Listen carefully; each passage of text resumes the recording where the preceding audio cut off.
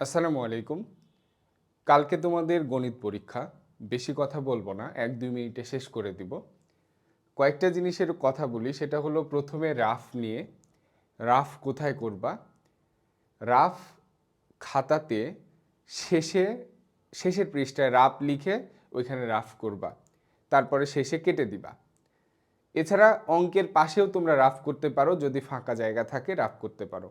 অঙ্কের পাশে রাফ করলে কাটার দরকার নাই। তারপরে আছে ক্যালকুলেটর। ক্যালকুলেটর নিয়ে যাওয়া যাবে না।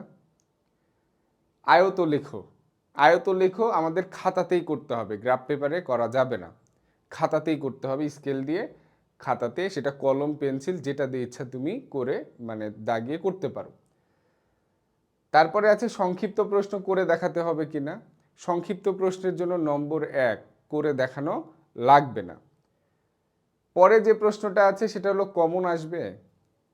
বাংলা ইংরেজির মতো আবার হবে না তো। বাংলা ইংরেজির কোনো সিলেবাস থাকে না কিছু জিনিসের, রাইটিং পার্টে তো কোনো সিলেবাসই নাই। চিঠি বলো, লেটার দরখাস্ত বলো, আবেদনপত্র, তারপরে তোমার রচনা, শর্ট কম্পোজিশন, এগুলোর কোনো সিলেবাস হয় না। যেখান থেকে ইচ্ছা প্রশ্নকর্তা দিতে পারেন। গণিতের তো নির্দিষ্ট নিয়ম আছে। এখন 5-এর বই বাদ দিয়ে তো 6-এর বা 7-এর বই থেকে তো আর দিবে না। 5-এর বইয়ের নিয়মটাই হয়তো কি করবে, ভাষাগত পরিবর্তন করবে, ভাষার পরিবর্তন, সংখ্যার পরিবর্তন। ঠিক আছে, যেরকম আমরা তৃতীয় অধ্যায়ের পিতা ও কন্যা বা মাতা ও কন্যার বয়সটা পড়েছি, বয়সের অঙ্ক মাতা আর কন্যা দিয়ে, ওই নিয়মের অঙ্ক কারো রান সংখ্যা দিয়ে দিল, কারো টাকা দিয়ে দিয়ে দিল। তাহলে নিয়ম বুঝতে হবে, নিয়মের বাইরে হয়তো যাবে না। তারপরে কিছু কথা আছে, সেটা হলো যে দুইটা অধ্যায়ের অঙ্ক একত্রে করে একটা কম্বাইন করে এরকম একটা অঙ্ক তৈরি করতে পারে, একটু প্যাঁচ দিতে পারে। এটাই, এর বেশি হয়তো কিছু হবে না। ইনশাল্লাহ তোমরা যদি যারা নিয়ম বুঝে অঙ্ক করেছো তাদের জন্য অঙ্ক পরীক্ষাটা সহজ হবে। নিয়ম বুঝে যারা অঙ্ক করেছে এবং বুঝে বুঝে অঙ্ক করতে পারো।